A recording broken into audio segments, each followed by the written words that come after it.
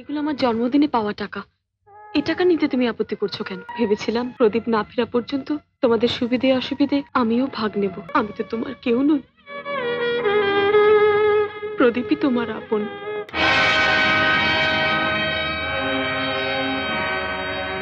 ওই এসছে।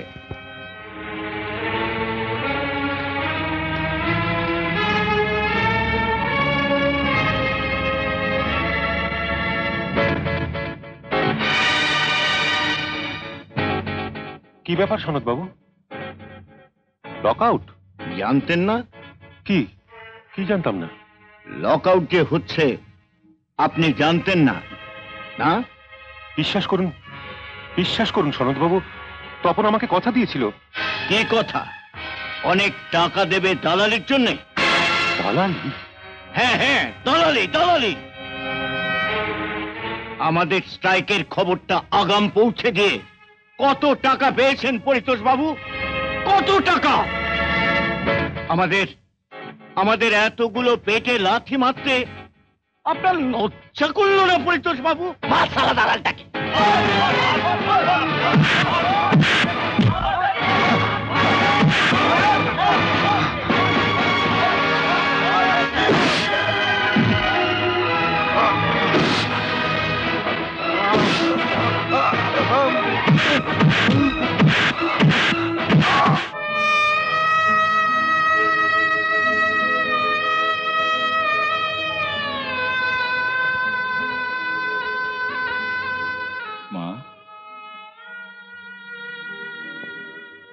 এত বড়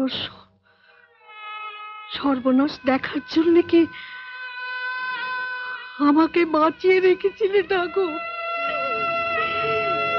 ওর বদলে তুমি আমায় নিলে না কেন? তুমি আমায় নিলে না কেন ঠাকুর? তুমি আমায়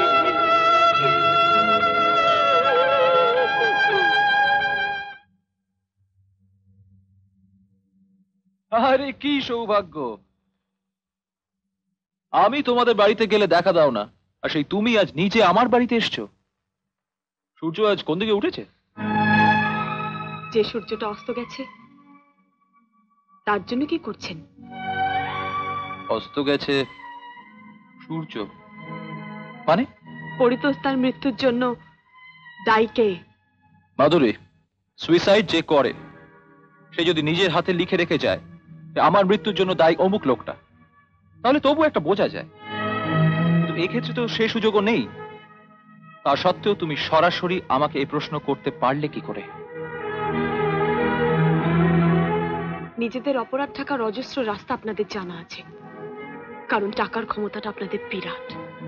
কিন্তু একবারও কি ভেবে দেখেছেন এখন এই সংসারটার কি অবস্থা হবে? ইউনিয়ন বাজি করতে গিয়ে যে নিজের লোকজনের হাতে মার খেয়ে মরেছে, তার জন্য মালিক হিসেবে চোখের জল ফেলার সময় আমার নেই। সময় এই না,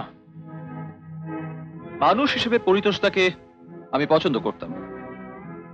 বন্ধুর দাদা হিসেবে তার জন্য আমি সত্যি দুঃখিত। কিন্তু লক আউট পিরিয়ডে বাইরের দাঙ্গায় মরে যাওয়া মানুষের জন্য কোম্পানি কিচ্ছু করতে পারে না। চমৎকার।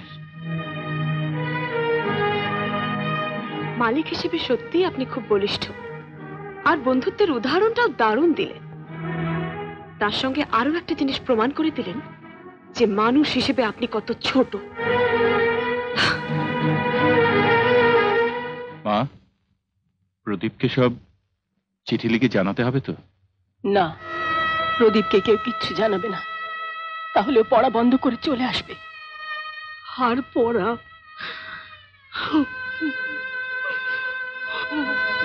পড়ার কি করে হবে বৌদি? হবে মেজদা, ওকে ইঞ্জিনিয়ার হতেই হবে। ওর দাদার স্বপ্ন, ওর দাদার স্বপ্ন সফল করে তুলতেই হবে।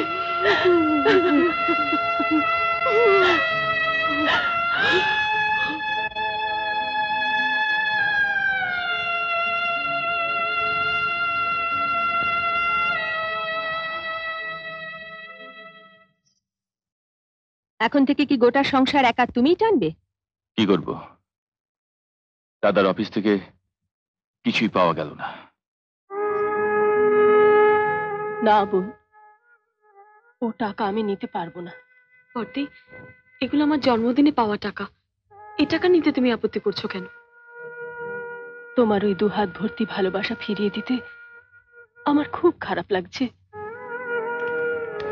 যদি সত্যি কখনো তেমন দরকার হয় আমি চেয়ে নেব।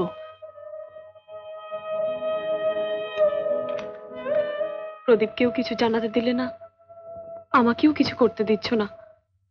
তোমাদের এই অসময়। আমাকে ভুল বুঝো না মাধুরী, প্রদীপের পড়ার খরচ তো আমি চালিয়েই নিয়েছি। শুধু শুধু আর তোমার টাকাগুলো কেন নেব বলো? ভেবেছিলাম প্রদীপ না ফেরা পর্যন্ত তোমাদের সুবিধে অসুবিধে আমিও ভাগ নেব। দিলে না।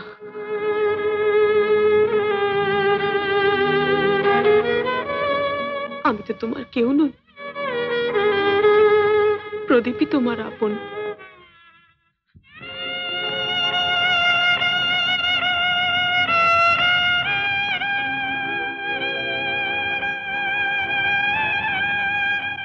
এর দাম 1000 টাকার মতো হচ্ছে। যা হয় তাই দেবেন।